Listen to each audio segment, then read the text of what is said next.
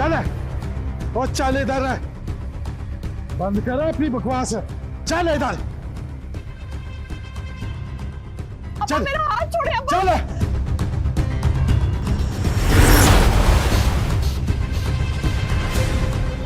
तूने मेरी इज्जत खाक में मिला दी है सुंदर से। अब्बा अब्बा ऐसा ना कहे, मैंने आपकी बहुत मिन्नत से बाजिद की थी, आपके पैर तक पकड़े थे मैंने, लेकिन आप नहीं माने अब्बा। वो तेरे को शर्म नहीं आई? अपने बाप के मुंह पर काला कबल दी। अब्बा मैं अब 18 साल की हो चुकी हूँ और मेरा निकाह रेहान के साथ जायज है, और मैं ओ बोल, अब और क्या कसर रह गई, बोल। अब्बा अब्बा मैं माँ बनने वाली हूँ, अब खुदारा मेरे बच्चे पे रहम करे। बेशरम बेहया, और ये कहने से पहले तू मर क्यों ना गई? अब्बा अब्बा अब्बा मुझे माफ कर दे, लेकिन मुझे रेहान के साथ रहने दे। उसके माँ बाप ने हमारा निकाह राजी खुशी किया था। और तुझे अपने बाप के राजी होने का ख्याल नहीं आया? वो लोग हमारी जूतियों के बराबर भी नहीं है, और हम कभी कम नस्लों से रिश्ता नहीं जोड़ते, ये हमारी हतक है। खबरदार, अगर अब तूने रेहान का नाम भी लिया, कान खोल के सुन ले तू, कल तुम्हारा निकाह मेरे बड़े भाई के इकलौते बेटे आरफ से होगा। नहीं अब्बा, चल मेरे साथ। नहीं अब्बा, अब्बा चल, ऐसा नहीं कर। चल मेरे साथ, अब्बा, ये गुनाह है। चल।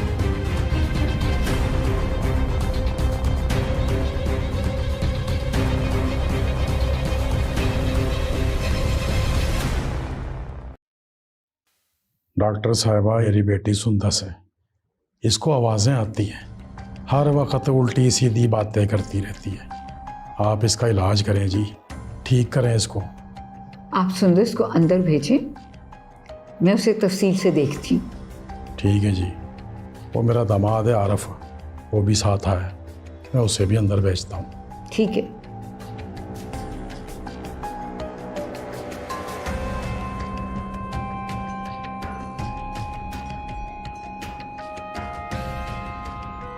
मैडम, इसने ना बहुत ज्यादा तंग करके रखा हुआ है, हर वक्त जी दीवारों से बातें करती रहती है। इसे तो किसी चीज का होश ही नहीं है। आपकी शादी को कितना अरसा हुआ है? ओ जी पूरे 1 साल हो गए हैं मुझे। कोई औलाद भी है? बच्चा है, अभी 6 महीने का हो चुका है। वो कैसे? आपकी शादी को तो सिर्फ 1 साल हुआ है।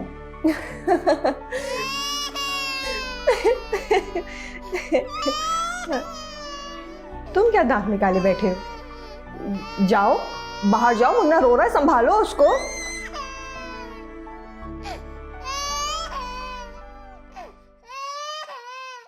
डॉक्टर साहिबा, ये बच्चा इसका नहीं, रेहान का है।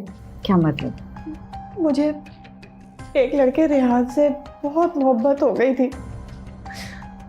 मैंने अपने वालिदैन की बहुत मिन्नतें की, भूख हड़ताल भी की, लेकिन वो नहीं माने और उन्होंने मुझे बहुत मारा। फिर क्या हुआ? मेरी सगी माँ तो बचपन में ही चल बसी थी, सौतेली माँ ने मुझ पे बहुत जुल्म किए जी। नौकरों के होते हुए घर का सारा काम मुझसे करवाती थी।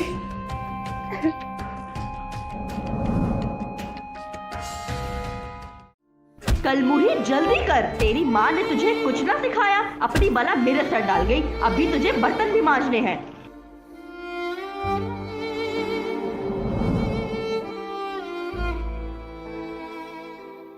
मुझे बहुत अफसोस हुआ है। इत्मीनान से सब तफसील बताओ।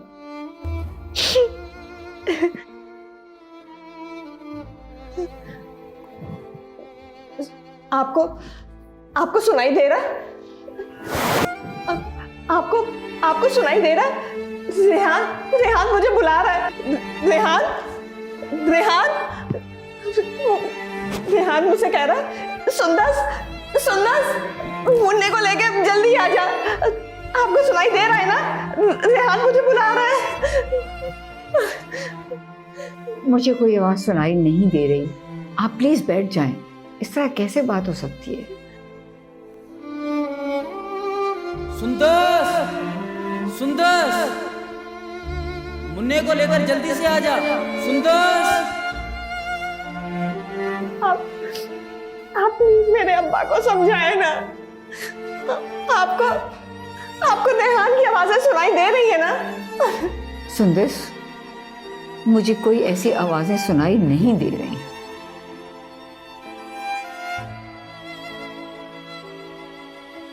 हाँ तो फिर क्या हुआ? फिर मैंने रेहान के साथ भागकर निकाह पढ़वा लिया।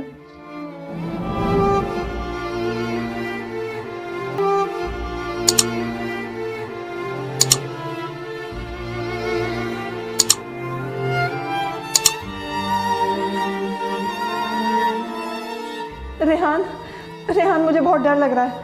कहीं अब हमारा पीछा ना कर रहे हो। घबराओ नहीं, मैं जो तुम्हारे साथ हूं।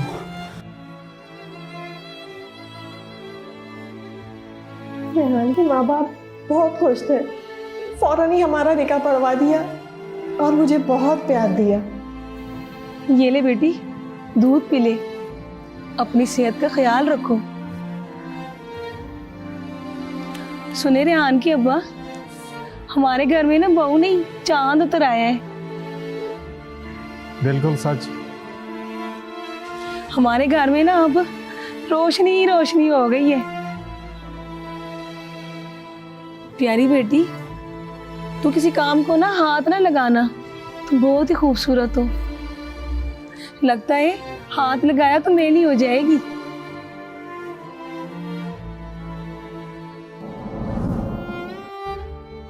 सुने ना, आपको जरूर सुनाई दे रहा होगा।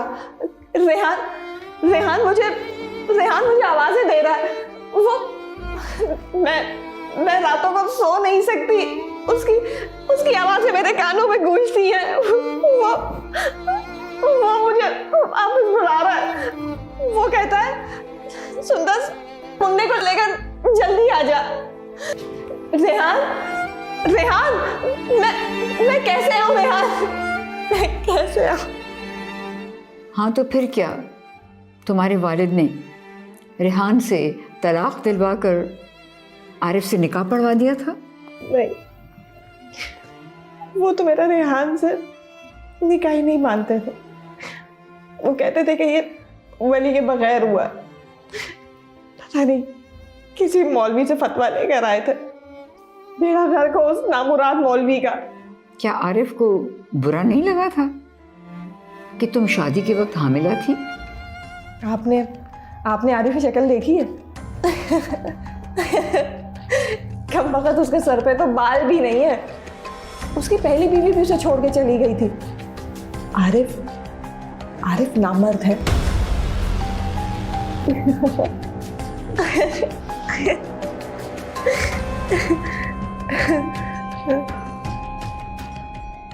अब्बा जी को तो बस मेरी शादी खानदान में ही करवानी थी, चाहे लड़का लंगड़ा लूला ही क्यों ना हो।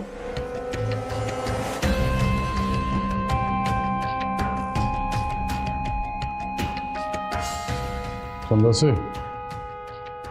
और मुन्ने को भूख लगी है, जाओ जाके उसे दूध पिलाओ। हो जाओ। मुन्ना भूखा है।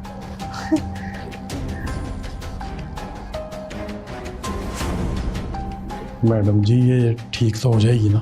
अल्लाह तुम्हें समझे, निकाह पे निकाह पढ़वा दिया। कोई खौफे खुदा है तुम्हें? आपने ऐसा क्यों किया? निकाह पर निकाह पढ़वा दिया, ये तो सरासर गुनाह है। और उस वक्त सुंदर हामिला भी थी। और जी, वो लोग हमारी बराबरी के नहीं थे। कम नस्ल नीच जात के गरीब लोग थे। लगता है सुंदर को अपने घर में प्यार नहीं मिला था। मैडम जी, आप कैसी बातें कर रही हैं? उसकी माँ मर गई तो मैंने दूसरी शादी की थी। उससे 3 बच्चे और भी हैं। मुझे ऐसा लगता है कि सुंदस की अपनी सौतेली माँ से नहीं बनी थी। सो जो प्यार उसे घर से ना मिल सका वो रेहान के माँ बाप ने दे दिया। देखें जी, मैंने जो भी कुछ किया है सुंदस की भलाई के लिए किया है, वरना वो सारी उम्र गुर्बत में काटती। और क्या? जायदाद, और जी जायदाद हर हाल में घर में ही रहनी चाहिए। और हमारे यहाँ लड़के लड़कियों की शादी रिश्तेदारों में ही होती है, वरना जायदाद का बंटवारा हो जाता है। ये तो सरासर ज्यादती है। ज्यादती या जुल्म, ये सब तो मेरे साथ हुआ है जी। सुंदस उस कमजात लड़के के साथ कार से भाग गई थी। वो लोग हमारी जूतियों के बराबर भी नहीं है। और मैं इसकी रपट लिखाने थाने भी गया था, मगर वो कम वक्त SHO ईमानदार निकला। SHO साहब फौरी FIR काटें रेहान और उसके खानदान वालों के खिलाफ। वो मेरी बेटी को अगवा करके ले गए हैं। बिल्कुल नहीं, मुझे मालूम हो गया था कि आपकी बेटी बालिग थी, 18 साल से ऊपर, और निकाह उसकी रजामंदी से हुआ था।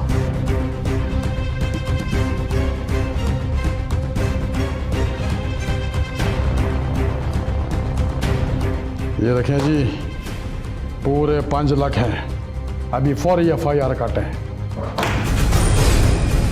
आप मुझे मजबूर ना करें कि रिश्वत देने के इल्जाम में मैं आप पर पर्चा काट दूं।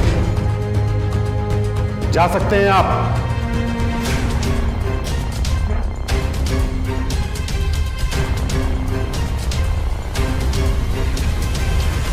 देख लूंगा तुम्हें, और बहुत जल्द तुम्हें नौकरी से भी निकलवाऊंगा।